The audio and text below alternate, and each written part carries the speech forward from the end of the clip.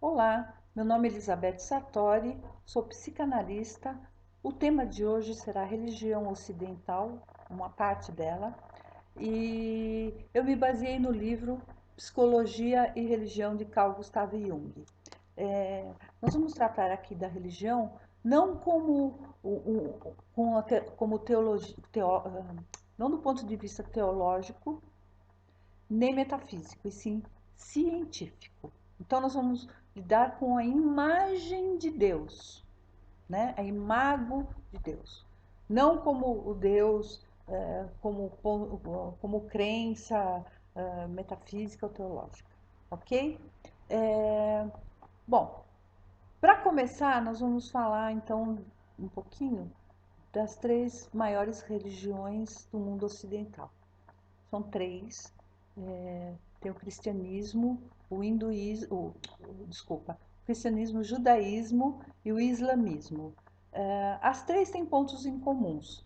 As três são monoteístas, acreditam num Deus só. As três têm personalidades sagradas, como Jesus, Moisés e Mahoma. Tem textos sagrados, Bíblia, Torá, Corão. A cidade importante é Jerusalém para os três, porque Jesus ficou lá nos últimos dias, porque para os judeus é uma terra natal, e para o islamismo, porque Mahoma ascendeu aos céus lá. Tem o local de celebração, que é a igreja, sinagoga e mesquita. Tem os mediadores, o Papa é o pai, o Rabino é o maestro, o Imar é o que dirige a oração, né? Eles todos têm crença em anjos e demônios, o jejum como forma de expiação, o pecado como transgressão e Deus é amor e misericórdia. Só que assim, nós vamos falar mais do cristianismo, e o cristianismo ele emergiu do judaísmo, ok? Ele emergiu do judaísmo com base nas escritas sagradas do judaísmo. E ele tinha, no Antigo Testamento, o Jesus como um homem santo de Deus. No final do século I, os cristãos entenderam Jesus como bom pastor, e isso criou uma tensão com a tradição monoteísta do judaísmo, né? E aí surgiu o Novo Testamento. Surgiu então a doutrina do Deus Trino, a Trindade, onde é Pai, Filho e Espírito Santo. Então Deus passa a ser Pai, Jesus, o Filho, é uma manifestação concreta de Deus, e o Espírito Santo, que procede do Pai e do Filho. É da junção dos dois, então aparece o Espírito Santo. A título de curiosidade, a Bíblia tem 27 livros no Novo Testamento, o Torá tem 39 livros, ok? Bem, o protestantismo, que o Jung fala muito nesse livro, que talvez nesse vídeo não vai dar para falar muito nesse tema, mas são conhecidos, os protestantes são também conhecidos como evangélicos, né? É um ramo do cristianismo que conserva as crenças cristãs ortodoxas, como a doutrina trinitária, né? Eles rejeitam o purgatório, a supremacia papal, as orações aos mortos, a intersecção e a veneração dos santos, o culto às imagens, né? O sacrifício da missa, a assunção da Virgem Maria. A graça é advinda somente da fé. A Bíblia é a única regra em matéria de fé e de ordem, né?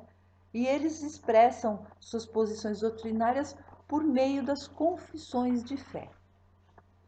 Bom, é, o Jung foi muito estudioso, né? Ele estudou muito vários aspectos. Ele investigou a psique, ele foi para a história, a filosofia, desde que tem informação, ele buscou tudo isso, ele viajou muito, e tal. E então ele escreveu vários livros, entre eles esse livro Psicologia e Religião. Então ele diz o seguinte, que a palavra religião vem de religare, quer dizer religar ou restabelecer, por meio de símbolos, o diálogo do indivíduo com o self. Símbolos é algo que você não é definido, é sempre um pode ser isso, pode ser aquilo, né? O símbolo é aquele que junta os opostos que tem dentro da gente, né? Porque você não pode ser unilateral. Se você for unilateral, você vai sofrer. Então, você tem sempre os dois aspectos brigando dentro de você e você tem o símbolo para ligar os dois. E o símbolo tá dentro da religião, né? É o que evita uma dissociação neurótica na psique. O neurótico é aquele que não consegue enxergar a, a realidade. Ele está sempre, ele é derrotado por esse irreal, ok? É, então, a religião faz parte do ser humano desde o começo dos tempos, né? Poderia ser o primeiro Deus poderia ser uma pedra, se a gente for pensar aqui pela projeção de um homem. Então, tem fundamento isso porque a pedra é bruta, inanimada, né? É, é um objeto, sem vida. E como é que era o homem no começo dos tempos? Não é? Não pensava, era bruto, primitivo, não é mesmo? Então a projeção dele naquela pedra fez com que ele constituísse aquela pedra como um deus para ele. Ele registrou isso como um deus. Se a gente for pensar aqui em termos de arquétipos são ideias que vêm evoluindo, né? A ideia, se ela normalmente é subjetiva para o indivíduo, e ela é objetiva porque vem de dentro da psique quando ela atinge um grupo maior, né? Se eu tenho uma ideia subjetiva e eu converso com outro, passo essa minha ideia, ele concorda, ele também aceita, passa para o outro e assim vai indo, isso se torna objetiva, porque mais de uma pessoa tá aceitando esse tipo de ideia. Você pega a, a época do Hitler, né? Ele teve lá, ele e o conjunto de pessoas que ele convinha, teve a ideia da raça ariana e muitas pessoas também compraram essa ideia. Então ela vem de dentro do inconsciente coletivo em forma de arquétipo, não é? As ideias não são criadas pelo indivíduo, elas vêm de dentro do inconsciente. O pensamento também não é nosso. O pensamento não sou eu que penso, o pensamento é que me toma. Não sou eu que sinto, o sentimento é que me toma, ok? Então, a religião é uma atitude de uma consciência transformada pelo luminoso e pela boa-fé, né? Em relação a uma determinada experiência. Luminoso é um efeito dinâmico, essa luminosidade é um efeito dinâmico que apodera o indivíduo, a intuição fica florada, a pessoa se sente energizada, né? O perigo da luminosidade, desse luminoso, é a pessoa se sentir um Deus, achar que pode tudo porque ela fez acontecer, não foi ela, veio de dentro. Então é preciso que ela, então, essa pessoa entenda que é preciso enxugar essa energia, essa libido, para não ir para a inflação. Porque quanto mais inflado, mais humilhado vai ficar. Né? Todo exagero requer que você tenha uma compensação para o lado oposto. Ok? Então, tem pessoas, a terapia, por exemplo, ela estimula a experiência de fé no ser humano, não é? Vejam, tem pessoas que têm problemas e acham que está possuída por uma entidade e procuram um dirigente espiritual para doutriná-la, né?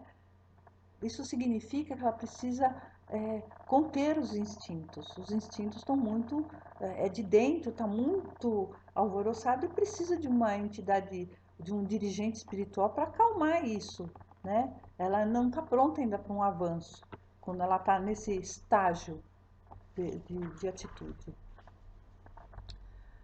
E é por isso que, desde a antiguidade, o homem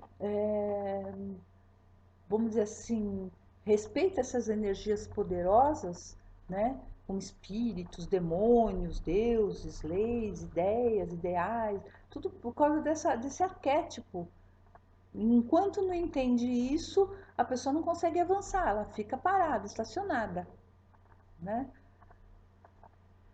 Muito bem. Bom, é, se uma pessoa perder a religiosidade, só sobra a identificação.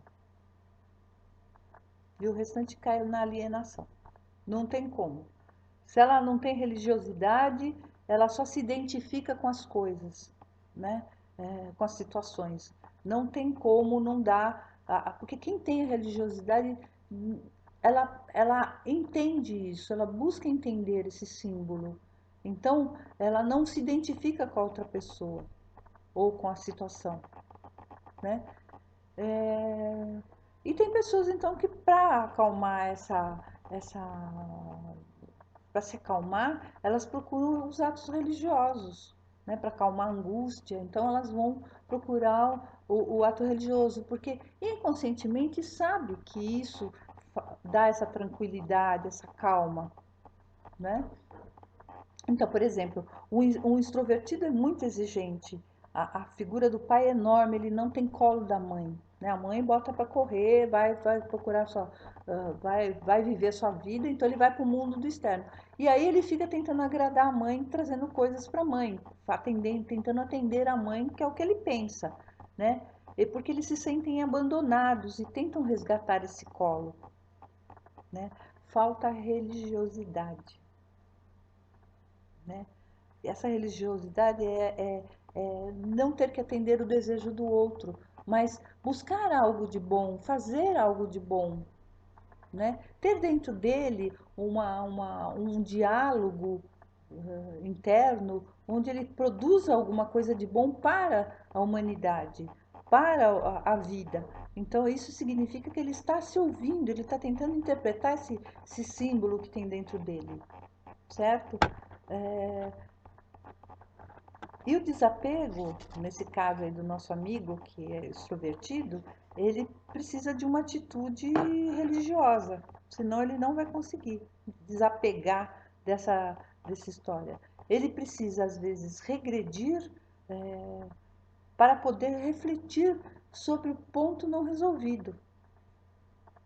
Então ele regride e pensa, né? E não fica só na regressão, ele tem que regredir para depois progredir, né?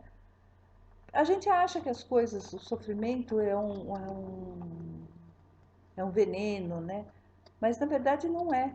A gente consegue, através do sofrimento, encontrar uma forma de resolver os nossos problemas, porque aí sim a gente vai estar mais atento ao mundo interno, né? Ok? O Jung dá um exemplo. Tem um indivíduo que acha que ele é seu maior inimigo e precisa eliminá-lo. Ele vai ser eliminado, ele vai ser morto, porque causa uma fantasia. Ele está fantasiando isso, né? Ele não está no real, ele imagina e vai em frente, vai querer matar o outro porque ele imaginou isso. Por que ele está falando isso? Ele dá um exemplo aqui de um tumor no livro. Então ele diz assim, que a pessoa não acredita que ela foi a criadora dessa doença no físico, né? Ela acha que isso foi algo infeliz que aconteceu com ela, que ela não era merecedora disso, não é? Não é assim que a gente pensa quando tem um problema de saúde?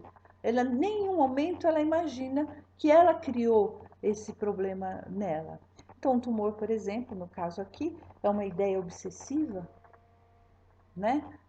Aquilo que vai crescendo, vai se multiplicando e a pessoa não percebe, não é? Mas é um estado produzido por nós mesmos. Antigamente as pessoas acreditavam que todos os males psíquicos vinham dos espíritos do mal, das bruxas, dos demônios, né? Dos deuses, dos anjos, que foi feito um despacho, uma macumba. Não podia acreditar que era ele mesmo o criador dessas fantasias. Era ele mesmo que trazia, que implantava a doença nele. Mas de que forma? Né? Aí toda uma investigação por trás disso para saber o que foi que causou, né? Numa situação, numa explicação bem breve, bem resumida, podemos dizer então que essa ideia obsessiva, alguma ideia obsessiva, né? Seria uma parte da psique que não se identifica com a consciência. O Jung fala muito de complexos, né? Nós temos vários grupos de atitudes, de situações na nossa psique. Então, você tem um arquétipo, você tem vários complexos em torno desse arquétipo. Então, tem complexos que estão no fundo do inconsciente, lá no fundo, uma coisa que você não percebe, que você não entende. E você, na sua vida normal, você vai funcionando, vai andando, vai fazendo as coisas, tal, não sei o quê, mas está lá no fundo. E se você não entende, ele tem que vir para fora. E ele vem, de repente, te toma, porque você. Como Jung acredita que a psique tem uma finalidade, não é causa e efeito, ela tem uma finalidade, então a própria psique arranja um jeito de colocar alguma coisa na sua vida através desse complexo, ela manda para fora para que você entenda, para que você a sirva de alguma maneira para essa finalidade, não é? Então, esses complexos, alguns são reprimidos.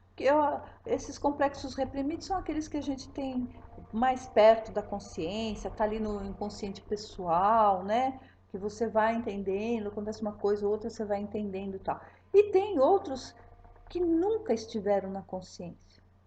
E são eles que brotam do inconsciente e invadem sem dó nem piedade a consciência.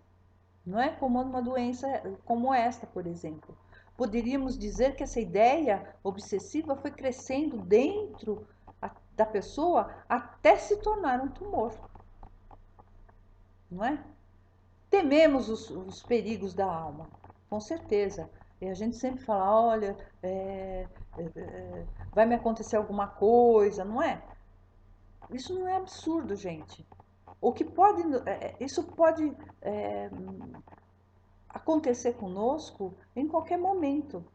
Se nos juntarmos a outros, podemos trazer para fora essa energia que leva às ações como guerras, porque o nível moral e intelectual rebaixa o mundo inconsciente. Né? Atacados por esse complexo que vem, que a psique quer que você entenda, a gente pode chegar a rebaixar a nossa consciência, o estado de vigília, ao inconsciente, ficar totalmente fora de si. Né? E daí é das guerras, dos ataques, dá um monte de coisa, as maldades, né? Uma pessoa amiga e gentil, de repente, pode ser atacada pelos complexos autônomos e se transformar numa pessoa inimiga intragável. Basta a neurose desencadear esse processo. Não é? Quantas e quantas pessoas vocês veem por aí que, nossa, era tão boazinha, de repente ficou insuportável, não é? Ela foi atacada por um complexo. Bom, depois nós temos, então, esse luminoso, para a gente sair um pouco fora desse tema, cada um de nós é parte do divino, mas o homem não pode se apropriar dessa luminosidade, achando que ela vem de si mesmo. Não dá, ela vai sofrer com isso. Se o homem não se apropriar do luminoso e confiar, a energia que é o alimento sempre vai fluir, sempre haverá mais, né? Mas para encontrar esse centro, essa luminosidade, o ego precisa enxugar o excesso de libido, que provém do inconsciente, né? Através dos símbolos, né? O respeito, né? Os conteúdos inconscientes sempre carregam um quanto de energia, uma quantidade de energia para que isso tudo aconteça, para que esse processo todo aconteça. Quando esses complexos emigram para a consciência, é comum haver um excedente de libido, que é danoso para a psique. É muito danoso. A religiosidade, então, símbolo, esse entender da simbologia, absorve o excedente de energia. Ela integra o indivíduo ao todo, de novo, né? É como um colo de mãe. Para que eu volto? Eu volto de novo para o colo da mãe. Eu fico mais seguro, mais confortável. O excesso de libido provoca desejos, angústias, leva a fazer perguntas, a buscar respostas. A pessoa está com isso sem, não está encontrando um rumo para o seu problema. Mas quando ela encontra uma resposta, ela encontra Deus. Há um êxtase. Naquele momento tudo desaparece. Só presta atenção a isso, aquele insight, né? Aí ela encontrou a resposta, ela se acalma, parece que Deus está com ela, né? Essa luminosidade é um estado de luz, é um bem-estar, é uma esperança, né? O pecado, o mundo ocidental produz uma ênfase no masculino, não é mesmo? Tudo tem que ser feito, tudo é racional, né? E isso produz uma híbris. Alguns falam híbris, outros falam ubris, né? A híbris é uma palavra grega que significa um excesso, uma desmedida, uma arrogância, uma violência, um ultraje, tudo que é exagerado, né? O homem sente que está sendo castigado por Deus quando as coisas não fluem na sua vida. Quando não tem o emprego que queria, né? A pessoa que ele queria, não ganha o suficiente, quando não tem os seus desejos realizados. Então, a natureza pode colocar o indivíduo doente, que é um drama do inconsciente, para poder travá-lo, porque ele está indo além demais, ele está indo fora do que deveria ser. Então a psique vem e segura essa pessoa através de uma doença. Então a psique tem uma finalidade, ela tem uma lógica e todo problema tem uma solução, não é? Se a gente for pensar em um problema, nós acharemos uma culpa, uma perversão, uma híbris. Na confissão, a híbris é entendida. Quando a pessoa está em terapia, na verdade, ela confessa para o analista, né, aquilo que ela acha que está de errado. E ela coloca também os desejos dela, né? O fato de fazer isso já começa a aliviar, é como ir para um confessionário. Falar com o padre, parece que reza 10 Padre Nosso, uma Ave Maria, 20 Ave Maria, a pessoa reza e se sente aliviada, né? Se sente como se a culpa tivesse sido espiada, né? Ela se sente melhor. Mas se tiver pouca híbris, essa coisa grandiosa, haverá menos pecados.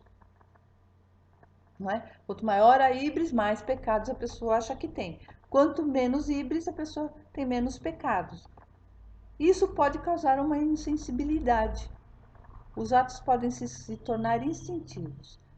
O pecado, ele regula um pouco o exagero da pessoa. Se a pessoa acha que está pecando, ela vai ficar um pouco mais quietinha no canto dela. Ela já não vai fazer grandes coisas, né? Ela não vai partir para a violência, não vai, que nem a gente vê, bandos de pessoas fazendo arrastões aí, ainda tem isso, né? Veja, não acham que aquilo é pecado, não existe pecado. Então, se não existe, só estão fazendo aquilo por atos instintivos, né? Que não tem noção. O pecado regula essa instintividade, esse exagero, essa falta de, de religiosidade, né? Ele vai acertando isso, vai regulando.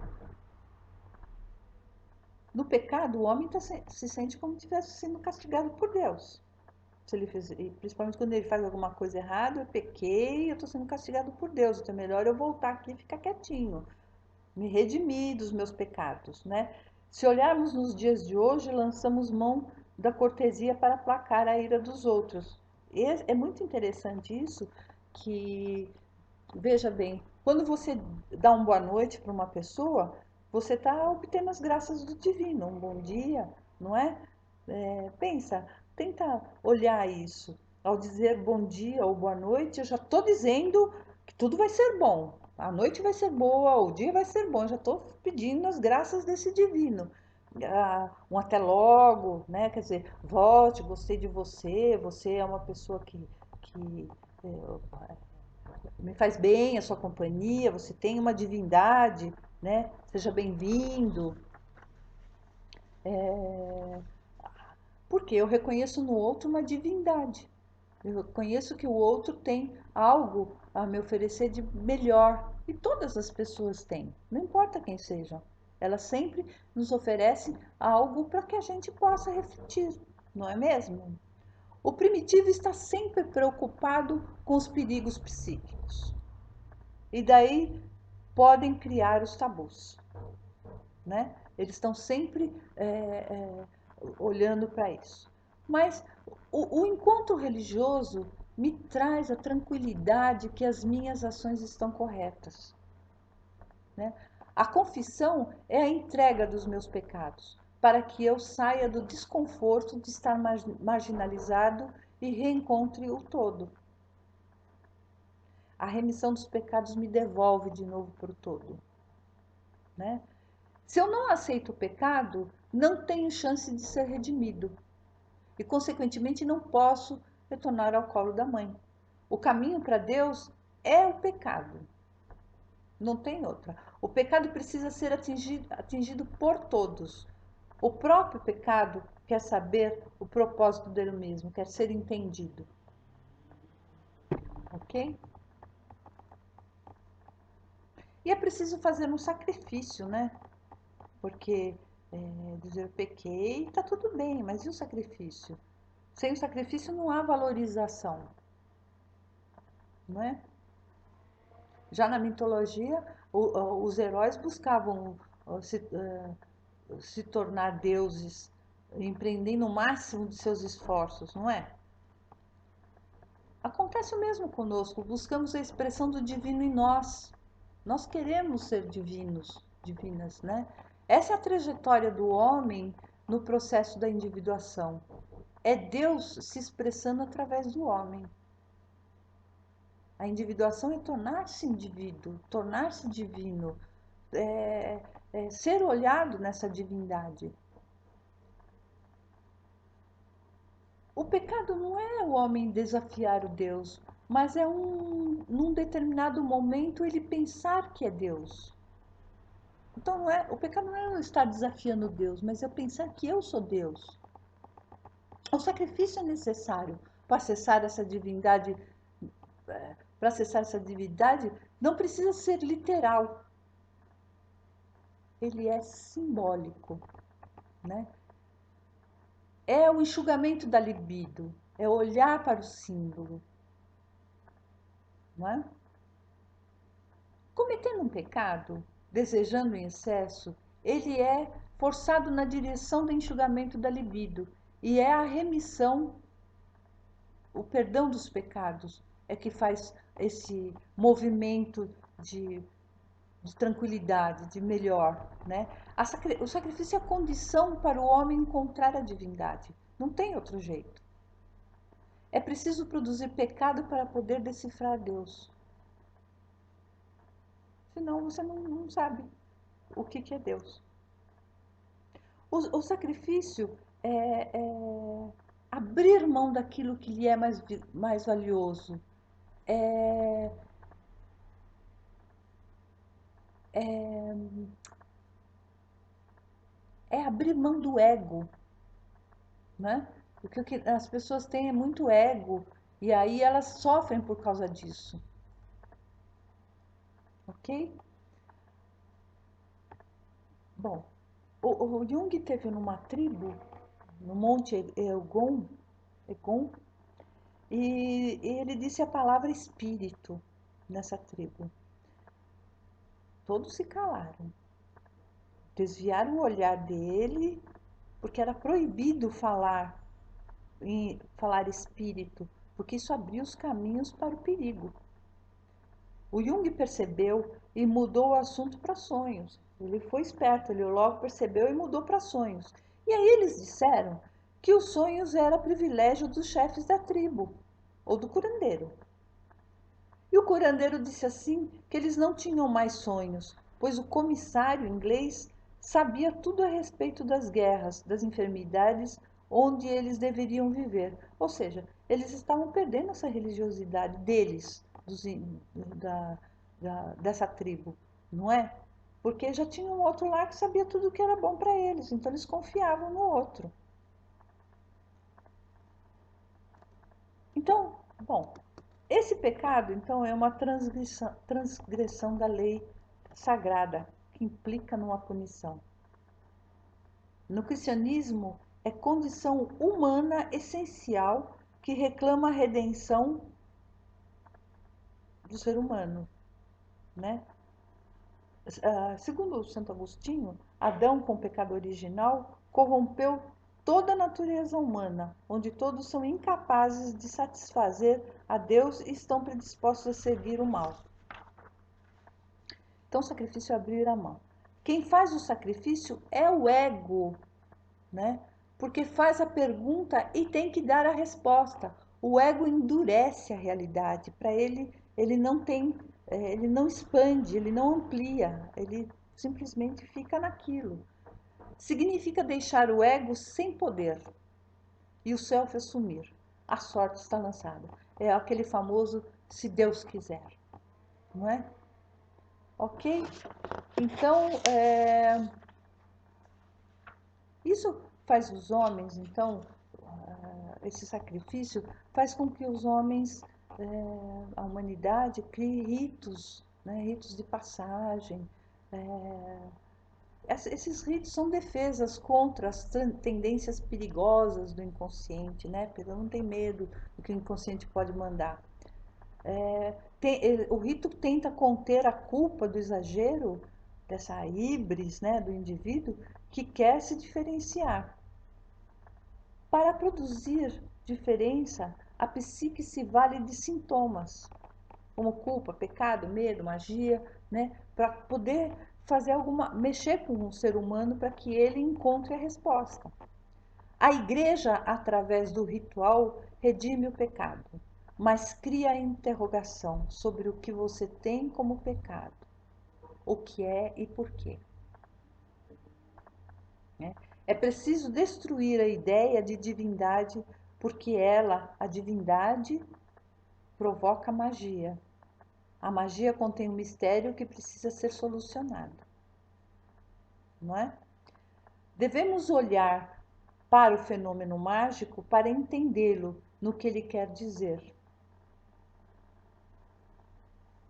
Ok? Vamos pegar então uma pessoa, olha um mapa astrológico e diz que seu ano é regido por Áries, por exemplo. O que a psique dessa pessoa está querendo dizer? Né? A magia cede lugar para a racionalidade, perdendo amplitude. Então vai lá, fala, você é seguido por Áries. Então a pessoa vai investigar o que é Áries, fala, então eu sou mais dinâmico, sou mais atirado, então acabou. Ela já perdeu a simbologia, ela perdeu a amplitude do negócio, ela sintetizou, ela fechou, né? É mágico porque a pessoa não sabe que é ele, não sabe que isso vem de dentro dele e que faz acontecer e dá crédito para o outro que está falando, né? Como que o outro pode dizer o que eu sou ou o que vai acontecer comigo? Se o que eu penso não sou eu que penso, eu sou pensado, eu sou sentido, a ideia me tem, o pensamento me tem, não é? Como que o outro pode dizer o que eu penso, o que vai acontecer comigo? Isso é um aspecto mágico, né? E a pessoa acredita piamente nisso. Então, a magia vem de um sistema matriarcal e a racionalidade patriarcal. Dois polos, dois conjuntos de opostos. E nós ficamos por aqui. Até a próxima, quando eu falarei da Igreja Católica e da Santíssima Trindade. Um grande abraço.